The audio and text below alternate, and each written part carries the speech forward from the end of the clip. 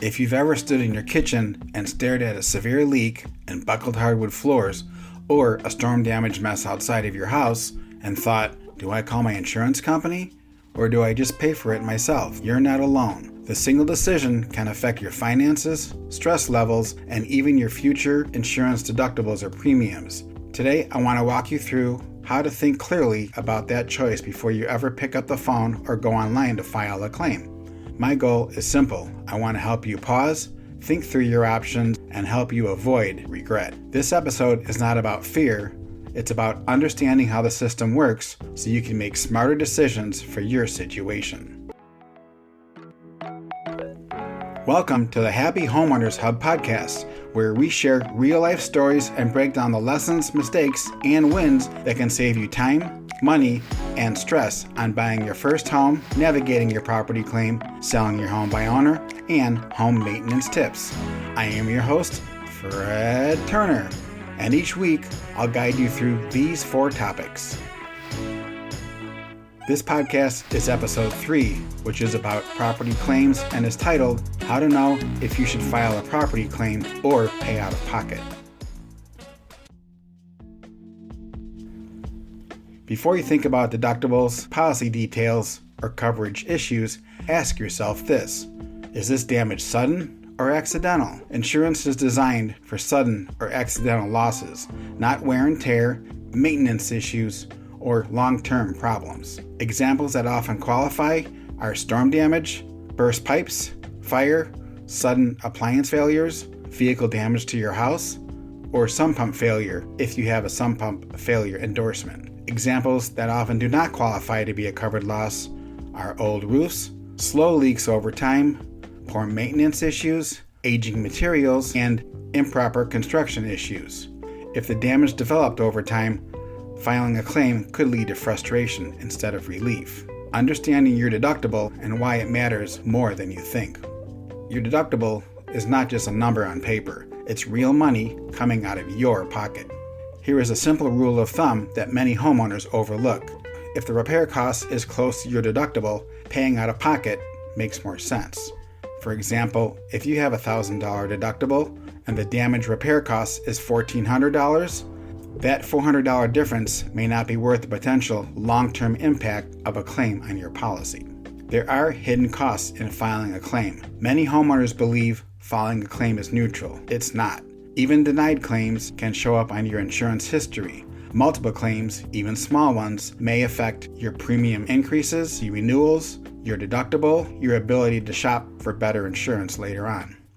This does not mean that you should avoid filing valid claims. It does mean you should be strategic. Insurance is best suited for larger unexpected losses, not for minor repairs. When filing a claim makes sense. There are situations when filing a claim is absolutely the right move, like for major storm damage, water damage affecting multiple rooms and multiple levels of your home, structural issues, for example if a large tree falls on your house, fire or smoke damage, and repairs far exceeding your deductible. If paying out of pocket would cause financial strain, insurance exists for that reason. The goal is protection, not perfection. Here is a step many homeowners ignore. Get all the information you can before you file a claim. You can often get a free inspection, a repair estimate. Some companies may charge for detailed estimates for severe damage, but many can give you a rough ballpark, and professional feedback about your specific issue and whether it is likely to be a covered loss before you file a claim. This allows you to understand the true scope of damage, approximate mitigation and repair costs combined, whether the claim is worth filing. Once a claim is filed, it cannot be undone. This simple decision framework will serve you well. Ask yourself these 5 questions. Is the damage sudden and accidental? Is the repair cost significantly higher than my deductible? Can I afford the repair without financial stress? Would multiple claims hurt me long term? And have I gathered enough information to make this decision with confidence? If you can answer these questions, you're already ahead of most homeowners. Since water damage is the most common type of claim, I will address some important variables to consider with water damage. Water damage is something you do not want to wait on, as delaying the drying process could lead to mold growth. You do want to start the drying process within 3 days from the date of loss. There are different categories of water damage, such as clean water, considered Category 1, which could be water leaking from a burst pipe or a leaking supply line. Demo of the drywall on carpet is usually not necessary with Category 1 damage. A leaking toilet wax ring or a mainline clog causing a drain in your basement laundry room to back up would be considered Category 3 water, as it is definitely not clean water. If you have a Category 3 water loss, all effective porous materials such as drywall, base trim, carpet and pad, and wood flooring must be removed. Water damage claims must be evaluated based on the category of water and the extent of the damage to a room or the house. Restoration companies can evaluate your situation at no upfront cost and provide you with the scope of damage and give you a rough ballpark estimate of the mitigation and repair costs. This information will help you decide whether or not you need to file a claim. Here are some real-life examples. A number of years ago, I saw a TV commercial that showed two brothers playing catch with a baseball in their front yard. One brother threw the baseball over his brother's head, and it broke the living room window pane. The ad said, "This is what property insurance is for." Well, I would have to say that was a very poor example of damage that would require filing a claim. Why, you ask? First, the overall situation should be evaluated and the available options considered. Here are some questions to consider. What is a homeowner's deductible? Let's say it's $1,000. What is the cost of replacing the window pane? Let's say it's $600. It's clear that filing a claim in this situation would not be cost effective, as the repair cost is well below the deductible. Typically, only the double pane glass insert needs to be replaced, not the entire window unit. Minor roof damage is another common issue I have seen repeated over my 15 years in the restoration industry. A customer finds a shingle on his front porch, and he believes he needs to file a claim for roof damage. I believe the homeowner needs more information before he can make the right decision.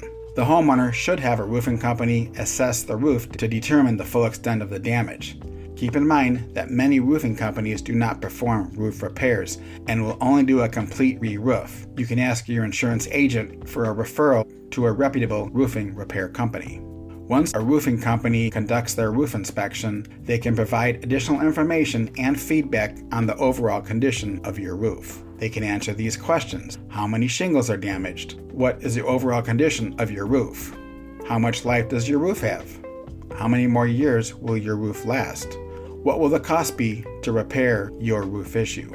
If only a few shingles needed to be repaired, and let's say the cost to the roof repair is $750 and the homeowner's deductible is $1,000, it's obvious that an insurance claim is unnecessary. On the other hand, if the roof inspection reveals numerous shingles blown off and the roofer finds additional hail damage and states that he thinks the entire roof has a strong chance of being replaced by the insurance company, then it would be worth filing a claim.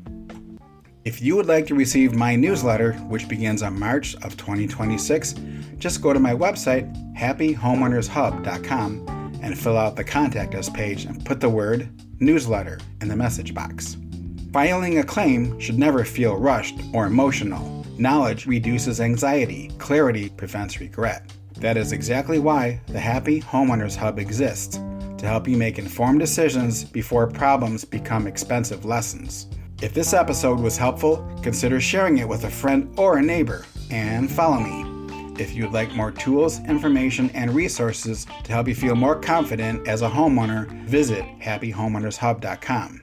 So to recap, now you know what type of damage qualifies when filing a claim, when you should not file a claim, when it is necessary to file a claim, that the decision to file a claim should not be rushed or an emotional one, and what information is needed to make the right decision on whether or not you need to file a claim. Check out our Facebook page and post your questions there. Who knows, your questions and my answers to your question may help other people as well. If you would like more information on navigating property claims, I have published a book available on Amazon.com called The Happy Homeowners Handbook for Navigating Property Claims, and I have a companion book called The Happy Homeowners Claim Documentation Booklet. For more information on these books and others, visit my website, happyhomeownershub.com. If you would like to receive my newsletter, which begins in March of 2026, just go to my website, happyhomeownershub.com, and fill out the Contact Us page and put the word newsletter in the message box. Thank you for joining me on this episode of the Happy Homeowners Hub Podcast. My goal is to make your homeownership journey smoother, smarter, and way less stressful. Hopefully, you will continue to listen to this podcast, learn new things, gain new insights, and feel empowered and relieve some of your stress. My goal is to make you happy homeowners with no regrets. I've got some great stories, tips, and periodic guest experts coming up in future episodes, so stay tuned. And remember, your home is your biggest investment. Be smart from the start. Thanks for listening. This is Fred Turner, and I'll see you at the next episode. Have a blessed day. Goodbye.